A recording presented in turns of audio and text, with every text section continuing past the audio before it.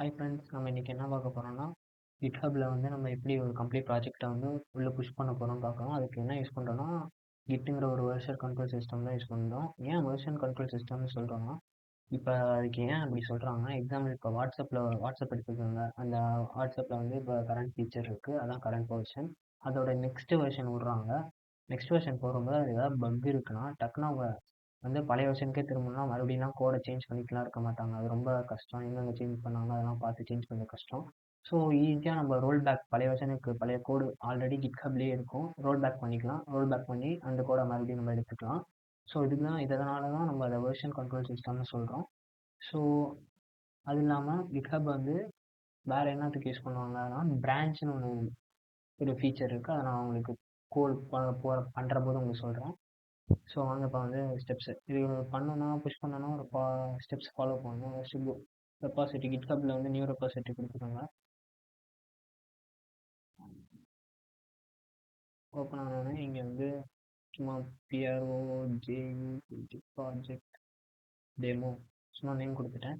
இது இங்கே வந்து ப்ரைவேட்டாக பப்ளிக்கான்னு கேட்கும். நம்ம பப்ளிக் கொடுத்துக்கலாம். பப்ளிக்னும் ப்ரைவேட்னா என்ன டிஃப்ரென்ஸ்னால், இப்போ பப்ளிக் கொடுத்துட்டிங்கன்னா யார் வேணால் உங்களுக்கு வந்து ஆக்சஸ் பண்ணலாம். ப்ரைவேட் கொடுத்துட்டா நீங்கள் மட்டும்தான் ஆக்சஸ் பண்ண முடியும். நீங்கள் வேணால் மற்றவங்களுக்கு வந்து பர்மிஷன் கொடுக்கும். அதாவது கொலாபரேட்டராக ஆட் பண்ணி அவங்க மட்டும் பார்க்குற மாதிரி பண்ணிக்கலாம். இதுதான் அதோட ஃபீச்சரு. நான் இதை வந்து பப்ளிக்லேயே வச்சுக்கிறேன்.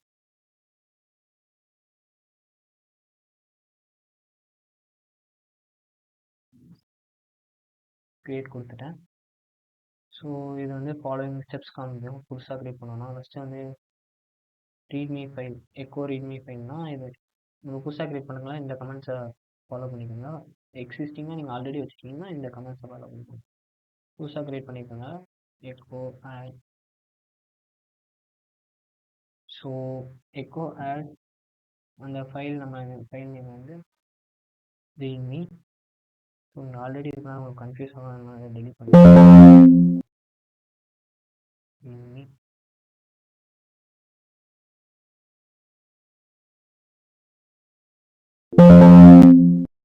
ஸோ இங்கே கொடுத்துட்டு ரீட்மி கொடுத்துட்டு என்ட்ரு கொடுத்துருவோம். ரீட்மி ஃபைல் க்ரியேட் ஆகி இருக்கும். கிட்இனிட்னா இனிஷியலைஸ் பண்ணுறோம். கிட்ஹப்பையும் அதாவது லோக்கலையும் குளோபலையும் கனெக்ட் பண்ணுறதுக்கு இங்கே பாருங்கள் எல்லாமே க்ரீன் கலர் மாறிடுச்சு. ஸோ நெக்ஸ்ட் என்ன கமெண்ட்னா ஆட் ரீட்மி. என்ன ஃபைல் ஆட் பண்ண போகிறோம் அதை கொடுத்துருங்க. நேமு ரீட்மி ஃபைலில் தான் நமக்கு இங்கே க்ரியேட் பண்ணியிருக்கோம். ஹேஷ்டாக் ப்ராஜெக்ட் டெமோ அதை ஆட் பண்ணுறோம். அதை சொல்கிறோம். கிட்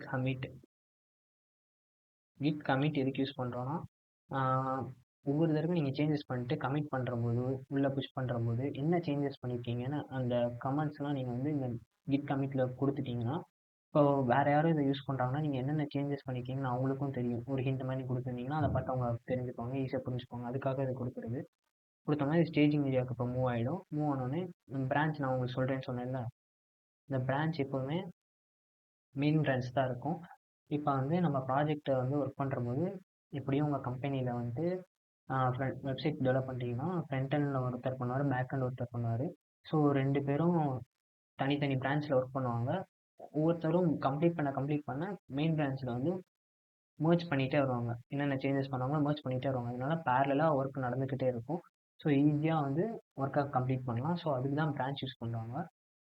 இதில் வந்துட்டு மெர்ஜ் கான்ஃப்ளிக்ட்னு இருக்குது. கான்ஃப்ளிக்ட் வரும் ஒருத்தவங்க சேஞ்ச் பண்ணால். அதை வந்து அந்த ஃபீச்சர் எதுக்குன்னா, மெர்ஜ் கான்ஃப்ளிக்ட் வந்துச்சுன்னா அதை எப்படி சால்வ் பண்ணணும்னா, நம்மளுக்கே காமிக்கும். இப்போ ஃப்ரண்ட் எண்டில் இவர் சேஞ்ச் பண்ணியிருக்காரு, இது ஓகே பண்ணிக்கலாமா அப்படின்னு கேட்கும் நம்மள்ட்ட. நம்ம வந்து புல் பண்ணுறப்போ கிட் புஷ்னா நம்ம உள்ளே புஷ் பண்ணுறது, அதாவது க்ளவுடுக்கு புஷ் பண்ணுறது. புல்னா நம்ம வந்து நம்ம சிஸ்டத்துக்கு வந்து க்ளவுட்லேருந்து எடுத்துக்கிறது.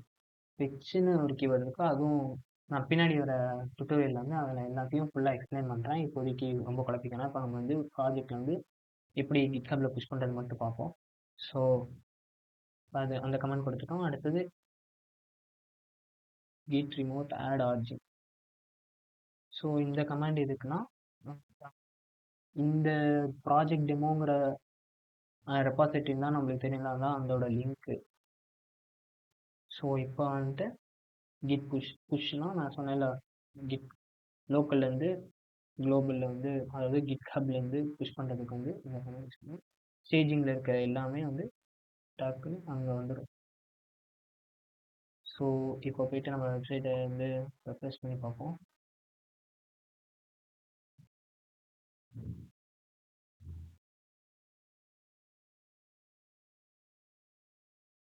ஸோ அவ்வளோதான். இங்கே ரீட்மி ஃபைல் நம்ம ஆட் பண்ணோம். இப்போ நம்ம வந்து ரீட்மி ஃபைல் தான் அங்கே போயிடுச்சு.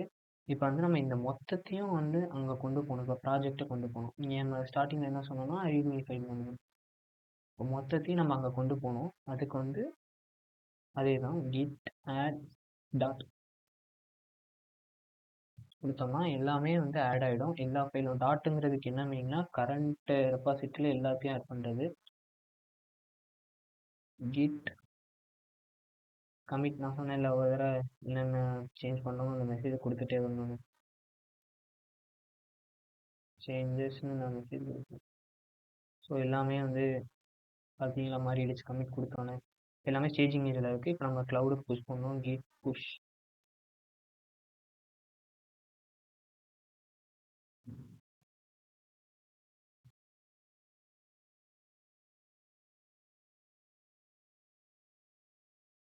மொத்தம் 178 ஃபைல்ஸ் புஷ் ஆகிடுச்சு. இப்போ நம்ம ரெஃப்ரெஷ் பண்ணி பார்ப்போம்.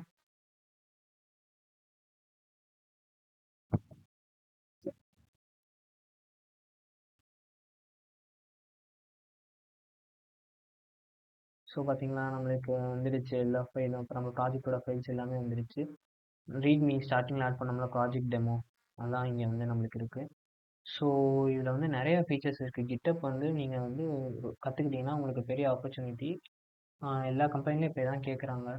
ஸோ இங்கே ஃபார்க்குன்னு இருக்குல்ல, ஃபார்க் எதுக்கு யூஸ் பண்ணுறோன்னா இப்போ வந்து இப்போ நான் பண்ணியிருக்க ப்ராஜெக்டை நீங்கள் வந்து உங்கள் கிட்ஹப் ரெபாசிட்டரியில் எடுத்துக்கணும், ஃபார்க் பண்ணிக்கலாம். அதாவது காப்பி பண்ணி நீங்கள் உங்கள் இதில் ஒரு ரெபாசிட்டரியாக சேவ் பண்ணி வச்சுக்கிறதுக்கு தான் அந்த ஃபார்க்கு. இப்போ என்னோட இதில் நீங்கள் வந்துட்டு இந்த ஃபார்க் கொடுத்து இந்த ப்ராஜெக்டை அதாவது நீங்கள் பப்ளிக்கில் போட்டிருந்தீங்கன்னா அப்படி எடுத்துக்கலாம். எடுத்து இப்போ எதுக்கு இந்த ஃபார்க்லாம் இருக்குன்னா இப்போ நிறையா பெரிய பெரிய கம்பெனிலாம் வந்து அவங்க ப்ராஜெக்ட் வந்து கிட்ஹப்பில் அப்படி ப்ரைவேட்டில் பப்ளிக்கில் போட்டுருவாங்க. ஸோ அதில் இருக்க பக்கெல்லாம் வந்து யாராவது கிளியர் பண்ணி புல் ரெக்வஸ்ட், அதாவது இங்கே புல் ரெக்வஸ்ட் இருக்கு பாருங்க, அவங்களுக்கு தெரிஞ்சு அவங்க சேஞ்சஸ் இதில் இருக்குது, இதில் பக் இருக்குது, அதை சேஞ்ச் பண்ணி கரெக்ட் கூட இதை வந்து புல் ரெக்வஸ்ட்டாக அவங்க சென்ட் பண்ணாங்கன்னா ஓனருக்கு வந்து அவங்களுக்கு போகும் இந்த மாதிரி நோட்டிஃபிகேஷன் அதை கிளியர் பண்ணிட்டாங்க அப்படின்னு. ஸோ அவங்க பார்த்துட்டு ரிவார்ட்ஸ் இந்த மாதிரி தருவாங்க. கரெக்டாக பண்ணியிருக்காங்கன்னா அவங்க அப்செட் பண்ணிப்பாங்க. புல் ரெக்வஸ்ட்டை அப்செட் கொடுத்தா அவங்களோட மெயின் பிரான்ச்சில் போய் அது வந்து merge ஆகிடும். ஸோ இதுக்கு தான் அந்த கிட் புல் ரெக்வஸ்ட்டு யூஸ் ஆகும். ஸோ இது இல்லாமல் நம்மளோட ஃபைலும் சேஃபாக இருக்கும். க்ளவுடில் எப்போ வேணால் நம்ம வந்து க்ளோன் பண்ணி எடுத்துக்கலாம். அதாவது எப்படி நீங்கள் உங்கள் கோட் எடுக்கணும்னா இங்கே இதை காப்பி பண்ணிவிட்டு இங்கே இருக்குங்களா HTTPS, இதை காப்பி பண்ணிட்டு கிட் க்ளோன் அதே கமெண்ட் ப்ராம்ப்டில் போயிட்டு உங்கள் கிட் க்ளோன் இந்த இதை பேஸ்ட் பண்ணிவிட்டு என்டர் அமுத்துனீங்கன்னா கிட்டப்பில் இருந்த ப்ராஜெக்ட் எல்லாமே உங்களோட இது ஃபைலுக்கு வந்துடும். ஸோ ரொம்ப யூஸ்ஃபுல்லாக இருக்கும் இது. பிரான்ச் நான் உங்களுக்கு சொன்னேன்ல என்னென்ன பிரான்ச். இப்போ பிரான்ச் புதுசாக க்ரியேட் பண்ணணும்னா பிரான்ச்சில் போயிட்டு ஒரு பிரான்ச் தான் இருக்குது. ஸோ இப்போ நம்ம வந்து வியூ ஆல் பிரான்ச் கொடுத்தோம்னா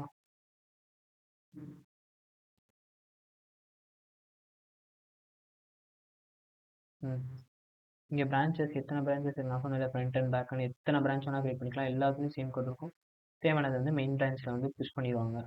அதாவது ஆஃப்டர் த வெரிஃபிகேஷன் மட்டும் தான் புஷ் பண்ண முடியும். அவங்க மர்ஜ் பண்ணுறது எல்லாமே இதில் பர்மிஷன் வச்சு தான் பண்ண முடியும். நியூ பிரான்ச் வச்சு க்ரியேட் பண்ணிக்க முடியும்.